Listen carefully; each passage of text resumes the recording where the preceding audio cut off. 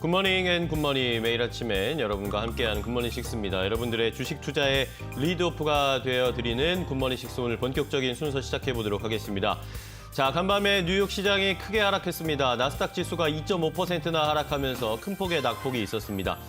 자, 나스닥 지수뿐만 아니라 다우와 S&P 500 지수도 모두 하락하면서 거래가 마감이 되는 상황이었는데요.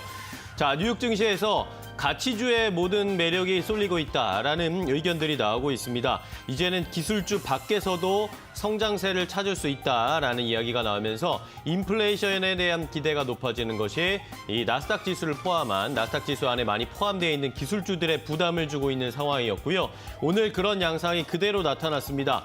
자, 나스닥 지수가 2.5%나 보시는 것처럼 크게 빠졌습니다. 장 마감할 때까지 계속 하락세가 더 크게 나오면서 2.55% 하락하면서 거래가 마감되는 상황이었습니다.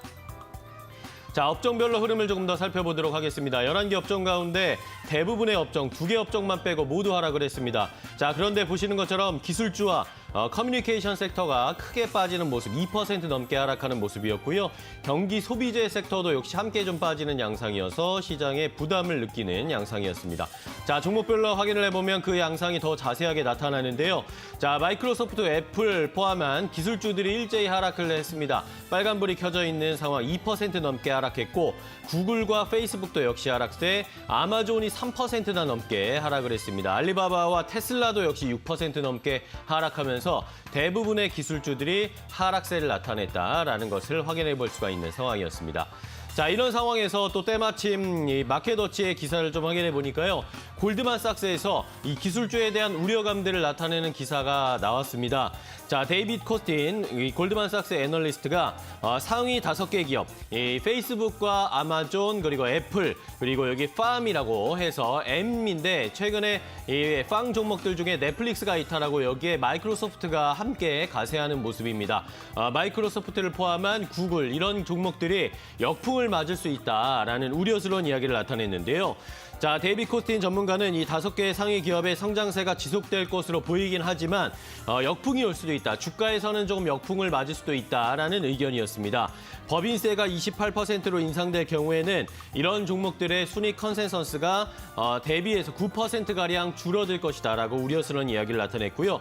자본이득세도 역시 2배가 올라가게 되면 올해 후반에 고소득자들이 이런 기술주들을 일제히 매각할 수 있다, 매도할 수 있다라는 이야기가 나왔습니다. 자, 이러면서 수개월 안에 미국의 금리 인상도 역시 이 빵주에 부담을 줄 수 있을 것이다라는 이야기가 나오는데요. 골드만삭스의 전략가들이 올해 말까지 10년물 국채 금리가 1.9%까지 인상될 가능성이 커지고 있는 상황인데, 자, 이런 상황을 과거에 비춰봤을 때 금리가 작년 11월에서 올해 3월까지 가파르게 오르는 동안 이 빵 종목들의 S&P 500에 대비해서 7% 가까이 아웃퍼폼한 것을 확인을 해봤을 때 금리 인상에 대한 부담감들이 이런 기술주들의 부담을 줄 것이고, 역시 이 금리 인상과 세율 인상도 역시 이 빵 종목들의 주가에 부담을 줄 것이다. 이런 것들이 미리 선반영되면서 오늘 시장에도 그런 양상이 그대로 나타나는 것이 아닌가라는 우려스러운 이야기들도 시장에서는 좀 나타나고 있다라는 것을 확인을 해봤습니다. 자, 다음은 이 찰스 에반스 시카고 연은 총재의 이야기를 확인해 보도록 할 텐데요. 자, 찰스 에반스의 연은 총재는 통화 정책에 있어서 바꾸기 전에 뭔가 스탠스를 바꾸기 전에 고용과 물가가 크게 오르는 것을 봐야 한다라고 언급을 했습니다. 이러면서 지난주에 발표됐던 이 4월 공여홍이 분명히 놀라운 수준이고 시장에 조금 크게 충격을 주는 양상이었지만 이것은 이례적이고 일시적인 상황에 불과할 것이다라고 이야기를 하면서 찰스 에반스 연은 총재는 현재 시장 상황에 대해서 너무 크게 우려할 필요는 없다라는 식의 언급이 나왔습니다. 이것도 역시 연은 쪽의 이야기도 체크를 해보셔야 되겠고요. 자, 다음은 역시 이 송유관 해킹 사태와 관련된 이야기입니다. 자, 바이든 대통령은 현재까지 러시아가 이 송유관 해킹 사태에 개입했다라는 것은 뚜렷하게 확인해 볼 수가 없다. 하지만 해커들의 랜섬웨어가 러시아에 있다는 증거는 좀 확보를 했다라고 하는 상황입니다. 일단 러시아 쪽의 개입은 크게 없는 것으로 바이든 대통령은 파악을 하고 있는 상황이었고요. 곧 러시아의 푸틴 대통령과 만나서 이것에 대해서 자세하게 논의하는 시간이 있을 것이다라는 언급도 있으면서 푸틴 대통령과의 만남을 원하고 있다는 것은 여전히 바이든 대통령을 표시를 하고 있는 상황입니다. 자, 그런데 이런 상황에서 이 콜로니얼 파이프라인 같은 경우에는 상황이 유동적이고 계속 바뀌고 있지만 그러니까 이번 주말까지는 실질적으로 서비스를 복구할 수 있을 것이다라고 언급을 하고 있는 상황인데 시장에서는 이게 과연 가능할 것인가에 대해서는 조금 의구심을 갖고 있는 상황이었습니다. 일단은 이 콜로니얼 파이프라인에서는 이번 주말까지는 복구한다라는 작업 진행을 하겠다라는 입장을 밝혔습니다.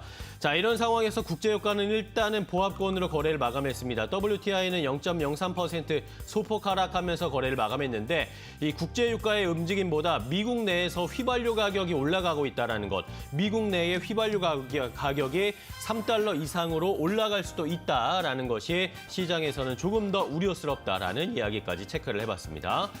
자, 마지막으로는 이더리움과 관련된 이야기입니다. 이더리움이 오늘 또다시 급등세를 나타내면서 급승세를 나타냈습니다. 오늘 4,000달러대를 한때 돌파하는 모습을 보여줬는데요.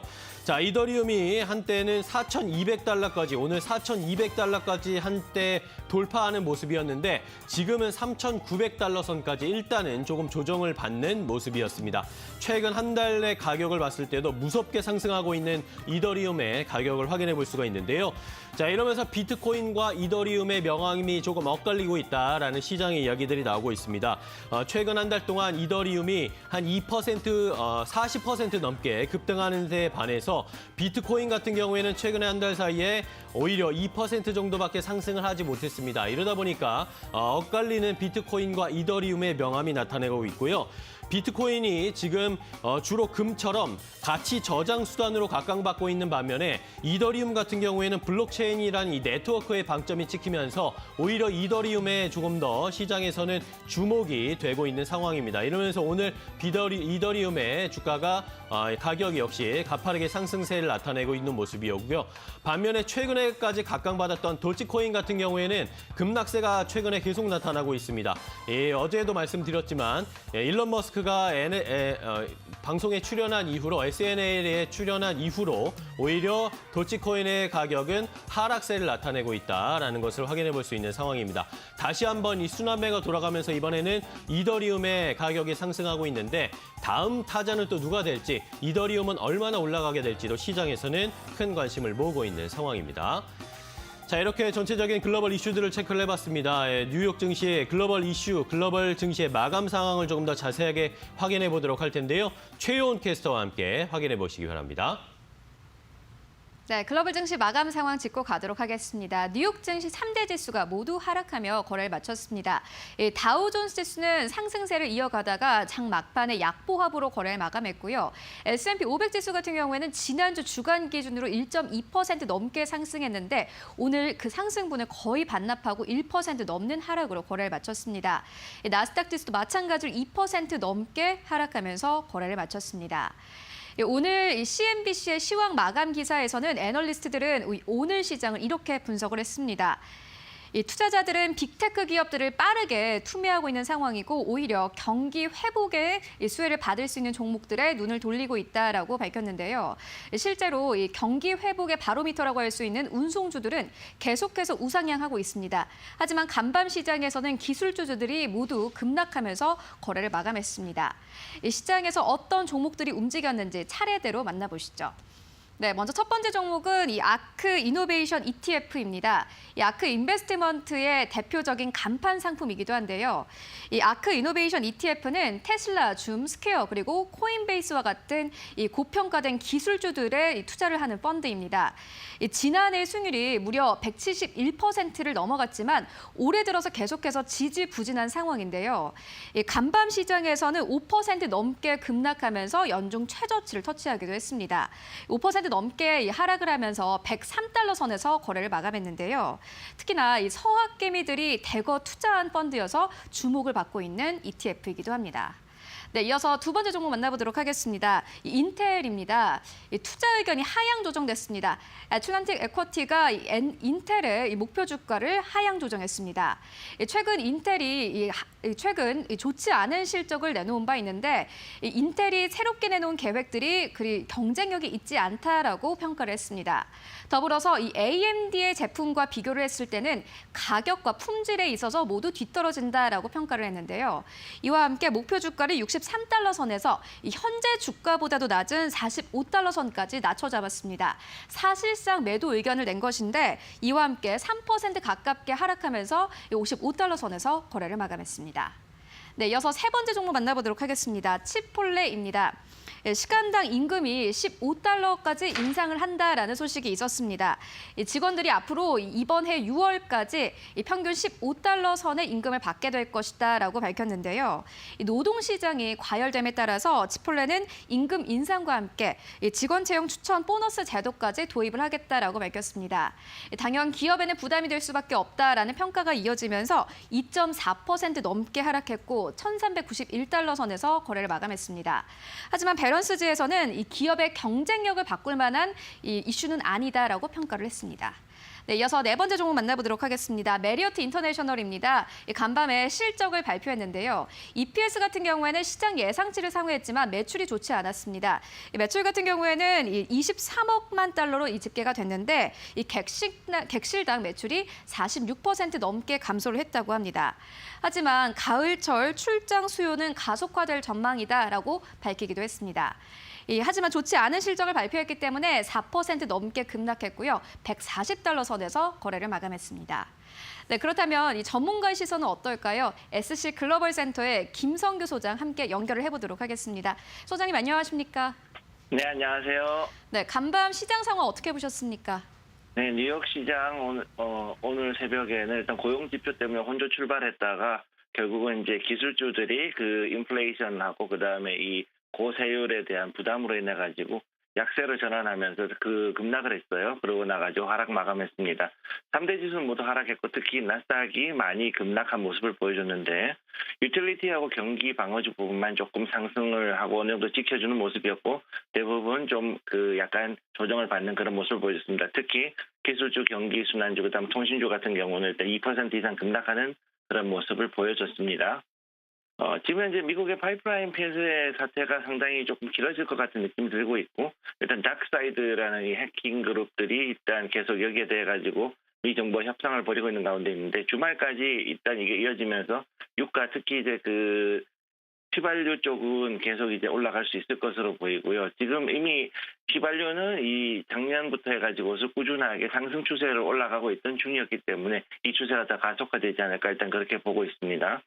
그리고 일단 시카고 연은 총재가 일단은 그 고인플레이션하고 그 다음에 이에 따른 금융버블을 어느 정도 용인을 할 것이다라는 이런 발언이 시장에 영향을 줬는데 결국 이야기는 뭐냐면은 제로금리를 당분간 유지하겠다라는 기조로 받아들이게 되어서 결국 이런 말미암아서 국내 증시는 일단 이것으로 인해 가지고 오늘 일단 역시 조정을 좀 받는 하루가 될 것으로 보입니다. 일단 그 금융법률에 대해서도 일어나더라도 결국은 고용을 일으키기 위해 가지고서 제로금리를 고수한다 그러면은 외국인 자본이 당분간은 들어오지 못하고 차라리 공매도가 더 진행될 확률이 높기 때문에 이런 예상을 하게 된 거고요.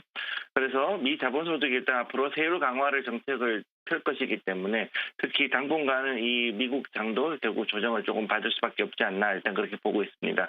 또 이에 따라서 국내 증시 같은 경우는 현재 고점을 만든 상태이기 때문에 오늘 장 같은 경우는 특히 공매도로 조정이 될 가능성이 있습니다. 어제 같은 경우 특히 외국인과 기관이 쌍끌이로 매수 들어가가지고 1조 2천억 원 이상의 일단 매수가 들어갔었기 때문에 이런 강세의 장이 들어왔다면은 주 초반에 이렇게 들어왔으면 보통은 화요일이나 수요일 정도면 한 번 또 조정을 받을 수 있다라고 일단 그렇게 보고 있습니다. 네, 지금까지 김성규 소장과 함께했습니다. 고맙습니다. 네, 감사합니다. 네, 지금까지 뉴욕 증시 마감 시황 그리고 국내 증시 영향까지 짚고 왔습니다. 최윤이었습니다.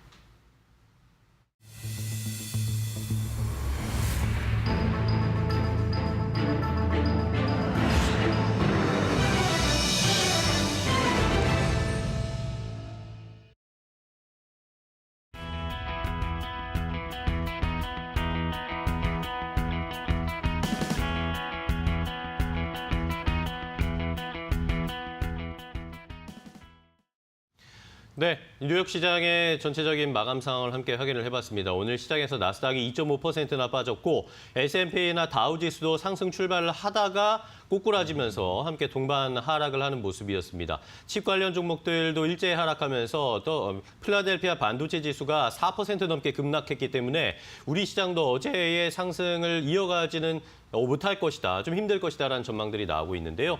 자, 오늘 왜 이렇게 시장이 출렁거렸는지 와치업을 통해 확인해 보도록 하겠습니다. 현대경제연구원 최영호 고문과 함께합니다. 고문님 안녕하세요. 네, 반갑습니다. 반갑습니다. 네.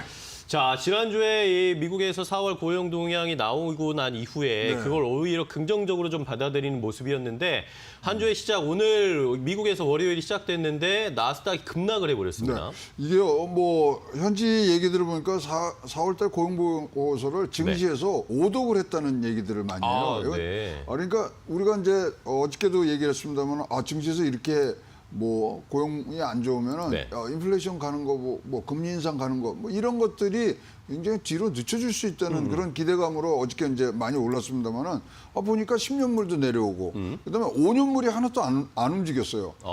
그러다 보니까 과연 이 노동력 부족이 만약에 인플레이션이 원인이라면은 이거 뭐 괜찮은 거 아니야? 뭐 이런 등등 여러 가지들이 했는데 근데 이제 고용 보고서에 대해서 이제 뭐 전문가들이 분석이 들어가다 보니까 시간 평균 임금은 올랐어요. 네네. 그러니까 지금 시간 평균이 30달러 17전으로 올랐거든요. 그러면 이거는 임금이 오르는 부분들은 고용이 조금만 늘면 인플레이션으로 바로 가는 겁니다. 따라서 그런 이제 소위 말하는 심층적인 이제 분석들이 나오기 시작하니까 거기에 대한 이제 뭐 매물들이 그리고 많이 올랐지 않습니까? 그래서 이익을 실현하는 차익을 실현하는 부분들이 이제 나왔고요. 그러나 하여튼 노동 수요는 커졌으나 구직을 안 한다. 이 부분은 9월 말까지 이번에 이제 지원금이 나가도록 되어 있습니다. 그것만 끊기면 바로 좋아질 수 있는 부분들이 나오는. 그래서 전체적으로 우리가 이 저가 매수의 기회다 뭐 등등 여러 가지를 네. 했는데 일단 전문가들의 얘기들이 나오다 보니까 드디어 이제 이것도 뭐 조금 이상하다. 어쨌든 간에 5월 달 거 고용 보고서 봐야 되고 12일 날 소비자 물가 나오는 네네. 거 꼭 봐야 그쵸. 된다. 지금 뭐 12일 날 나올 숫자들은 지금 전년 대비 3.6%. 그러니까 지난달은 2.6%였거든요. 그다음에 전월 대비해서는 한 0.2% 정도 올라가는데요. 0.2, 0.3을 계속 지금 두세 달을 찍고 있기 때문에 인플레에 대한 우려가 나올 수밖에 없는 CPI가 나올 거다. 이러한 우려감들이 나오면서 기술주를 중심으로 해서 좀 떨어지고 있고요. 아주 뭐 마이너한 팩터입니다만은 네. 미국이 5월 17일 날 종합소득세 내는 마감 날이에요. 네. 그래서 그것에 대한 지금 차액 실현을 한 그런 매물들도 꽤 이 떨어지는데 굉장히 많은 영향을 줬다. 뭐 이런 얘기도 있고요. 테슬라가 눈에 띄게 지금 5.56%인가요? 그렇게 떨어졌지만 그러니까요. 이건 별거 아닙니다. 공기 대질에 관한 오염에 대해서 벌금 내게 돼 있어요. 그래서 그 영향으로 조금 더 많이 떨어졌고요. 대개 한 2%대에 지금 떨어졌는데요. 이 부분은 12일, 13일 날 CPI 나고 뭐 여러 가지 경제 지표 나오고 5월 17일 넘으면은 다시 한번 방향성을 틀 수 있는 일시적인 조정이라고 보여지기 때문에 일단은 지금 요 소나기 올 때 약간 피해 가시는 부분들로 여러분들이 생각하시고 또 이렇게 떨어지면 네. 우리 항상 뭐 거꾸로 생각하지 않습니까? 저가 매수의 기회도 지금 포함되고 있다. 이렇게 두 가지 면이 양면이 같이 있는 그런 시장의 움직임이었습니다. 네. 자, 오히려 뭐 기술주 저가 매수할 수 있는 찬스도 되겠다라고 조언을 주셨는데 저도 오늘 아침에 기사를 보니까 마켓워치에서 뭐 골드만삭스에서 이 팡 종목들 그러니까 넷플릭스 제외하고 마이크로소프트를 넣은 팡 종목들이 조금 이제 흔들릴 수 있다, 위기가 올 수 있다라는 그런 의견들이 좀 있는데 이거는 어떻게 보세요? 지금 뭐 너무 올랐기 때문에 지금 지난 팬데믹을 통해서 기술주들이 2배 이상 올랐기 때문에 지금 너무 오른 부분들이 지금 뭐 악영향으로 미치는 거고요. 그다음에 이제 제네 옐런 얘기들을 이제 분석들을 많이 이제 해오시더라고요. 근데 통화 정책이나 재정 정책의 효과는 1년 정도 우리가 생각을 하거든요. 근데 지금 제네 옐런이 계속 얘기하는 게 내년에 완전 고용 가겠다는 거 아닙니까? 완전 고용 가기 저는 1년 전이면 이제부터 금리 인상에 대해서는 우리가 선제적으로 검토해야 된다는 것을 애둘러 얘기한 게 옐런의 인플레이션 얘기다 이거죠. 그래서 그런 것 등등 여러 가지 지금 뭐 생각이 너무 많아서 지금 뭐 네. 더 어려울 정도로 지금 나온 여러 가지 사건에 대한 분석들이 굉장히 많습니다만 어쨌든 간에 지금 저는 뭐 왓슨 스쿨에 펜실바니아대 왓슨 스쿨에 제레미 시겔 교수의 얘기도 타당성이 있는 게 앞으로 5월, 6월에는 굉장히 큰 소비자 물가의 상승을 우리가 눈앞에 두고 있다. 그러면 바로 금리 인상하면은 이 바로 기술주들은 밸류에이션이 나눠지기 때문에 떨어지는 현상. 그것이 지금 며칠 땡겨서 지금 들어오는 효과도 분명히 있다고 보여집니다. 네. 자, 인플레이션에 대한 이야기, 금리 인상에 대한 이야기, 뭐 자연스럽게 기술주에 대한 우려로 이어지고 있고 오늘 그 시장의 양상이 미리 한번 전조 현상으로 나타나 버렸습니다. 나스닥이 2.5% 하락한 오늘 시장, 와처 어떤 일이 일어났는지 최영엄과 함께 자세하게 좀 확인을 해봤고요. 자, 이제 셀럽들의 말말말 확인해 보겠습니다. 월가 전 세계 시장을 들썩거리게 하는 경제 전문가 셀럽들의 이야기 어떤 것들이 있는지 강민정 캐스터 먼저 전해주세요. 네, 셀럽은 말했지 강민정입니다. 오늘도 경제계 각양각색 셀럽들의 발언들 제가 쏙쏙 뽑아서 준비해봤습니다. 미국에서 가장 긴 송유관이 해킹을 당해서 가동 중단에 들어갔습니다. 먼저 FBI가 공식 확인해준 내용을 먼저 살펴보겠습니다. 자, 지난 월요일, 즉 지난 밤에 공식 성명서를 통해서 이렇게 말을 했습니다. FBI는 대절 이하를 공식 확인합니다. 이 다크사이드 해커 조직이죠. 다크사이드의 랜섬웨어가 컴프로마이즈, 손상시켰습니다. 콜로니얼 파이프라인, 즉 미국에서 최대 규모의 송유관을 운영하는 업체인데요. 이 콜로니얼 파이프라인의 네트워크를 손상시켰다라고 말을 했습니다. 하지만 FBI가 이 같은 공식 발표를 하기에 한 발 앞서서 이 다크사이드 측도 성명을 냈었는데 함께 내용 보시겠습니다. 역시 지난밤 몇 시간 전에 자신들의 다크 웹사이트에서 이렇게 밝혔네요. 우리는 apolitical, 우리는 정치적이지 않고요. in geopolitics, 어떤 국가나 지정학적으로 참여하고 있지도 않습니다. 우리의 목표는 to make money, 오직 돈을 버는 것이고 사회에 어떠한 문제도 야기시킬 의도가 없다라고 이야기를 했네요. 자, 어쨌든 이 같은 사태 때문에 미국 내 기름값이 뛰고 있다고 하는데 국내에는 영향이 없겠죠? 스튜디오 어떻게 보고 계신가요? 네, 자, 첫 번째 이야기는 미국의 이 송유관 이 해킹 사태입니다. 이게 뭐 바이든 대통령도 누가 이런 것인지 조사를 하라 뭐 이런 식의 FBI 조사가 좀 나왔는데 어떻게 보세요? 닥사이드가 왜 이런 일을 했을까 좀 뭐 의아심이 좀 납니다. 네. 닥사이드는 알려지기를 해킹계의 로빈훗이라고 알려져 있거든요. 네. 그래서 대기업에다가 이렇게 이제 랜섬웨어를 깔고서 그다음에 거기서 돈을 받은 다음에 이 돈을 자선단체에 기부하는 그런 데인데 지금 핵심 인프라에 이렇게 공격한 걸로는 최악의 사태입니다. 그렇기 그러니까요. 때문에 바이든 대통령이 이게 나와서 할 수밖에 없는데 닥사이드가 뭐 올라왔다 내려왔다 이러면서도 지난해 8월부터 굉장히 활동을 많이 하기 시작했어요. 그럼에도 불구하고 이렇게 핵심 진짜 국가의 주요 시설을 이렇게 한 거는 처음으로 보고요.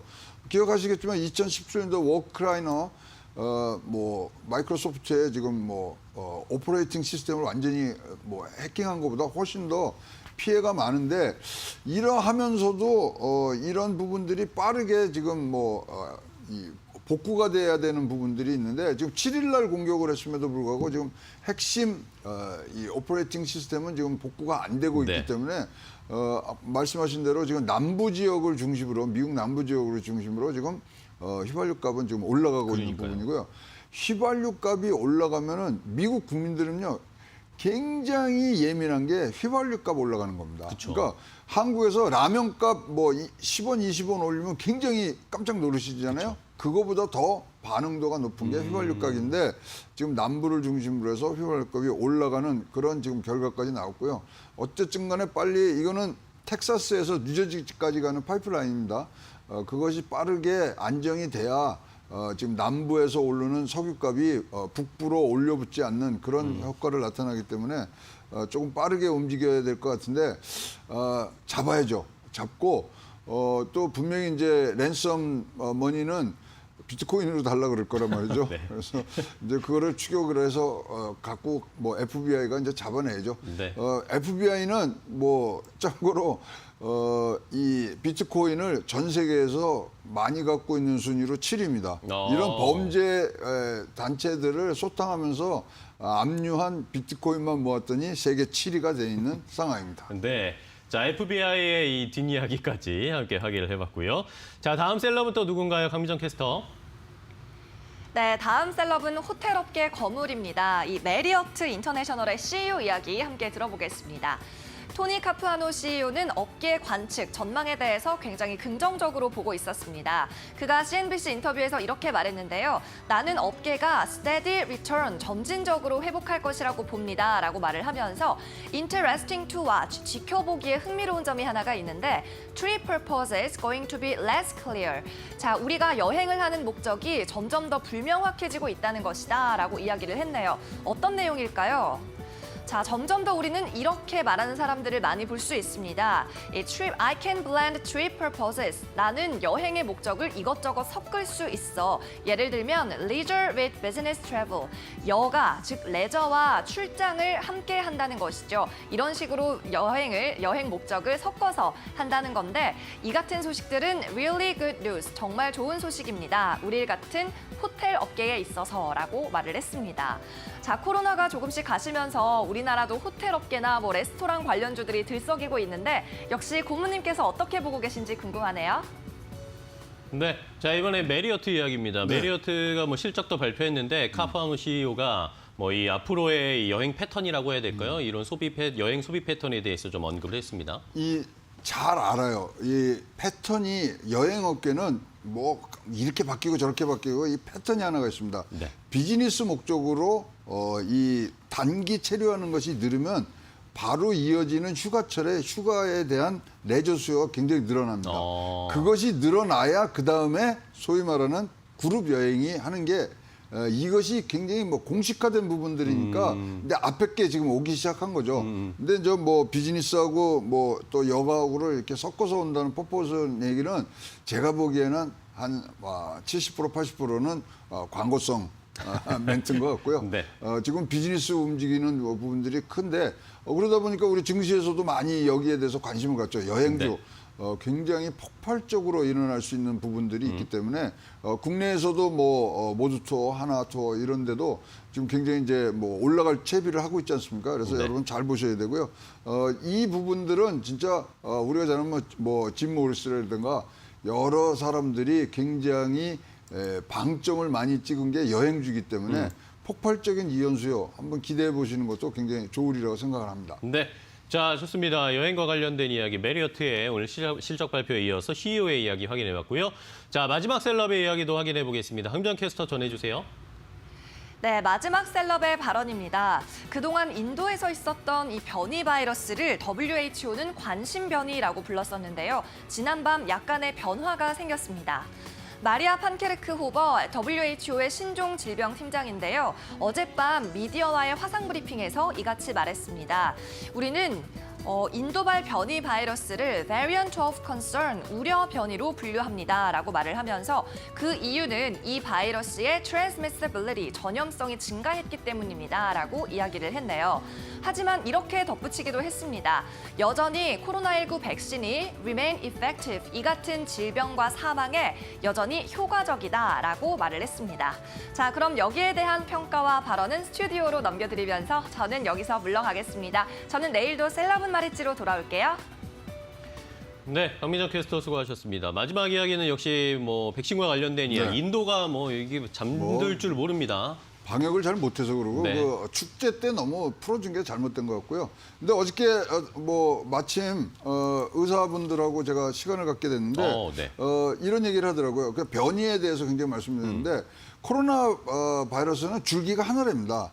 그래서 변이하는 그 뭐 속도라든가 이런 것들이 지금 백신이 없어서 걱정을 하는 거지 그렇게 변이가 뭐 못 잡을 건 아니라는 거죠. 근데 독감 같은 경우 우리 매년 따르게 맞는데 독감 내에는 이 단백질 변이를 할 수 있는 게 8줄기가 있다는 거예요. 아이고. 그게 네. 조합이 되니까 우리 뭐 AR인가 그러니까 조류 플루 뭐 스와인 플루가 섞어서 사람에 와서 막 문제되는 거 있잖아요. 거긴 8가지, 에이즈는 2개, 2줄기. 근데 다행히 코로나 바이러스는 1줄기랍니다. 그래서 변이의 이런 폭이 크지 않을 크지 않기 때문에 변이는 잡을 수 있는데 백신이 지금 잘 안 나왔다는 부분이고요. 그러니까요. 그리고 다행히 또 의사 선생님들이 그렇게 말씀하시더라고요.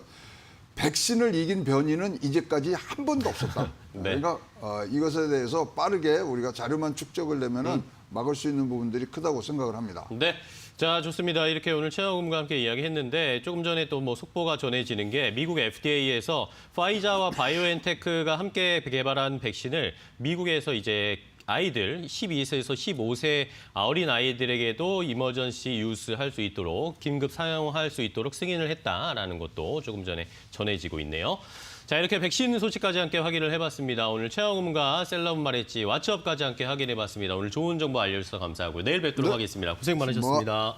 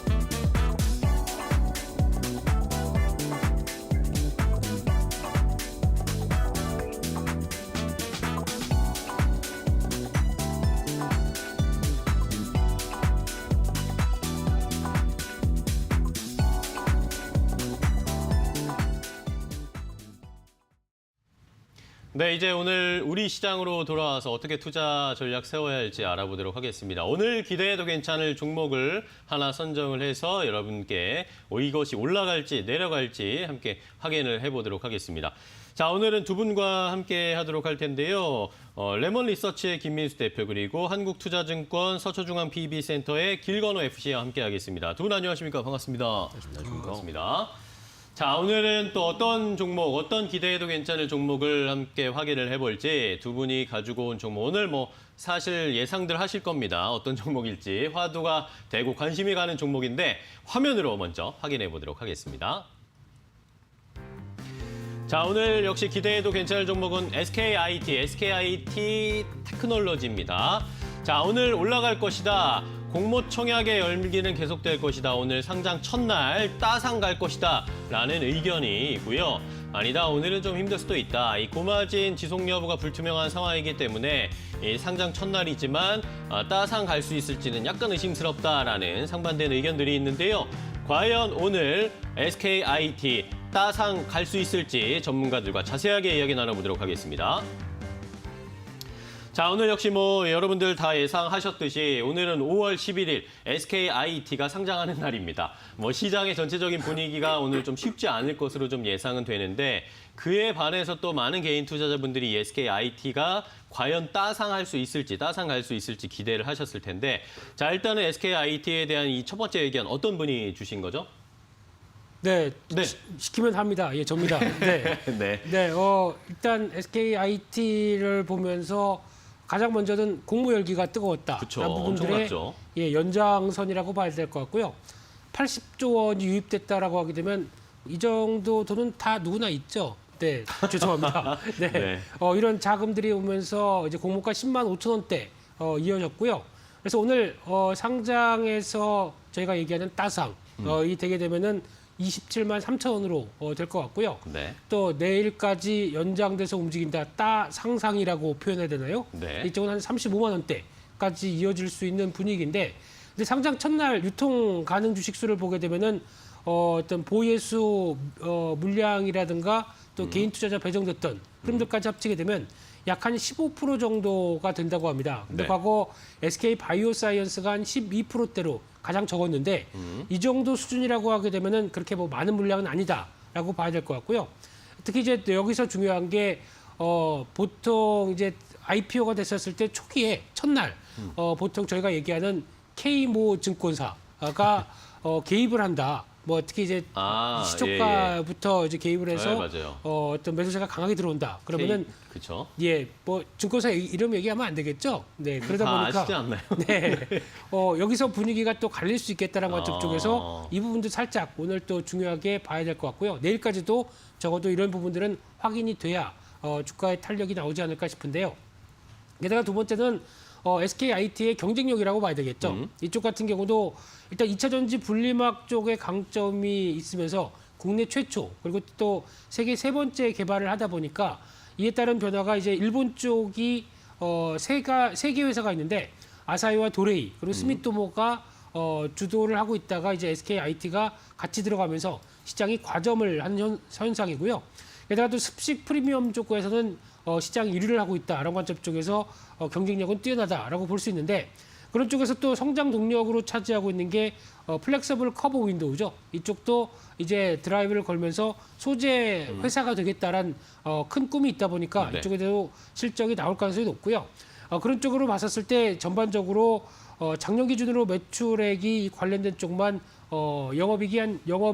영업이익률이죠. 이쪽만 26%가 될 정도로 영업이익이 1,250억 대다라고 하게 되면 상당히 실적이 안 나오는 회사가 아닙니다. 네. 이런 쪽에 대한 변화도 계속 눈여겨볼 수 있겠다라고 보여주고 있습니다. 네, 좋습니다.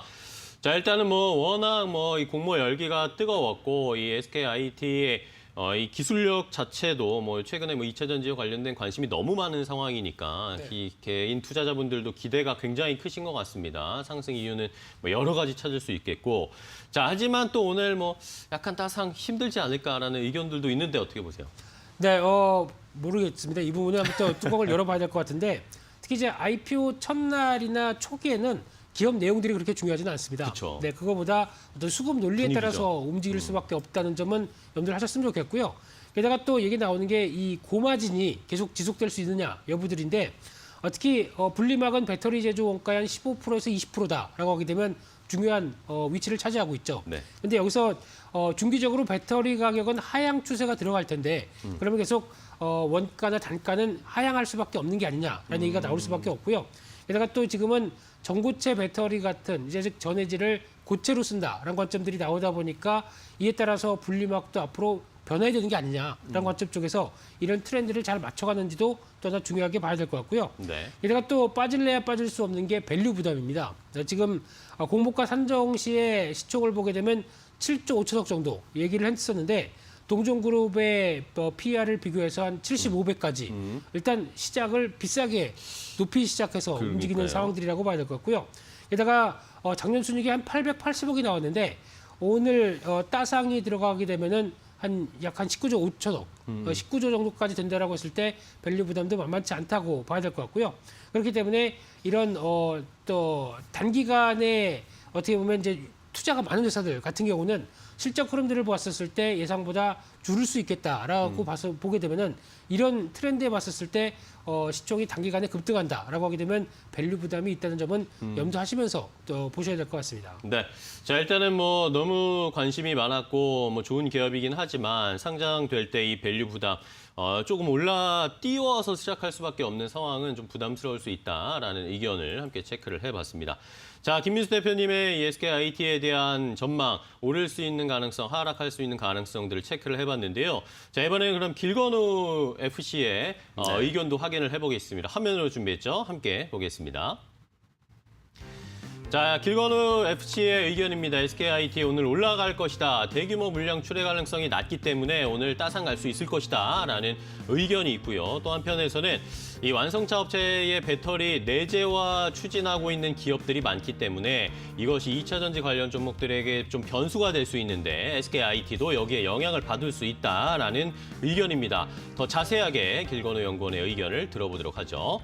자, 연구원님 일단은 뭐 말씀을 해주신 것처럼 앞에 표시를 해주셨던 것처럼 워낙 관심이 많은 상황입니다. 따상에 대한 지금 열망들이 너무 뜨거워서 이 새벽부터 느껴집니다.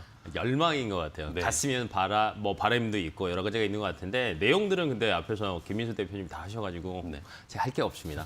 네, 그냥 뭐 다른 거보다도 그냥 대규모 물량 자체가 나올 가능성은 조금 낮을 것으로 보여요. 네. 그러니까 초반이라서 대부분 이제 거래량에 따라서 주가가 따라갈 수밖에 없는데 기존에 이제 SK 바이오팜 자체가 3거래일 연속 이제 상승을 갔거든요. 그쵸. 연속 상한가를 갔는데 이때 유통 주식 비용이 한 13% 정도밖에 안 됐습니다.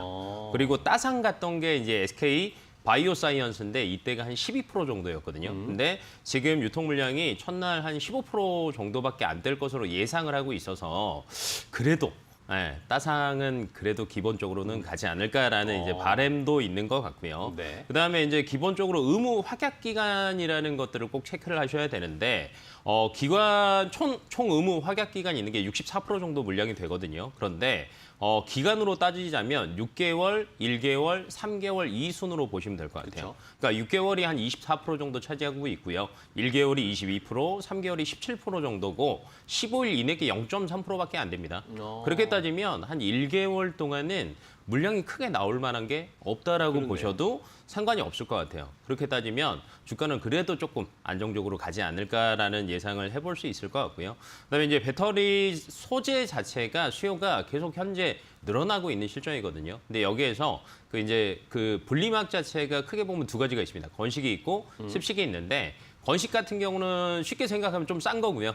습식은 프리미엄, 비싼 거라고 생각하시면 될 것 같고요. 습식에서는 시장 점유율이 26.8%입니다. 그래서 글로벌로 따지면 1위 기업이라고 생각하시면 될 것 같고요.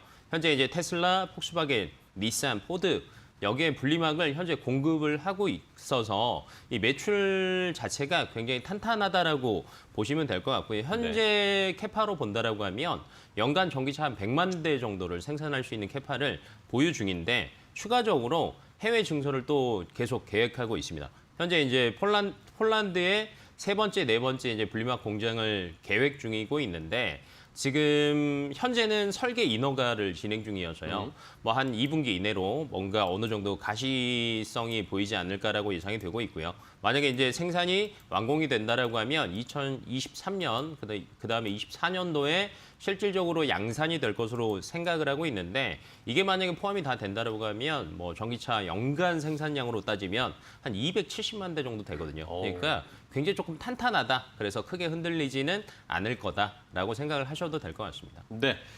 자, 이렇게 뭐 좋은 의견들이 있습니다. 아마 상승 포인트는 SKIT 찾아보면 너무나 많죠. 근데 네. 또 한편으로는 뭐 이제 2차 전지에 관련된 이야기, 최근에 2차 전지 관련 정보들이 조금 지지부진해요. 뭐 이런 여러 이유가 있겠지만 이제 완성차 업체, 자동차 업체들이 이제 직접 좀 배터리를 만들겠다. 뭐 물론 이게 시간이 걸리겠지만 네. 이런 이야기들이 계속 나오다 보니까 2차 전지 관련 종목들이 조금 아쉬운 것 같은데 어떻게 보세요? 맞아요. 이제 내재화 얘기는 안 나올 수는 없는 것 같아요. 왜냐하면 그 완성차 업체 내에서도 이익률을 올리려면 본인들이 직접 생산을 하고 이 소재를 많이 확보를 해서 뭐 그로 인해서 뭔가 단가를 낮추는 게 영업이익률이 올라가는 방법이거든요. 그래서 끊임없이 이제 이슈는 될 것 같은데 이 네 가지 총 보면은 네 가지 소재는 필수 소재라고 생각을 하시면 될 것 같아요. 양극재, 음극재, 전해질, 분리막.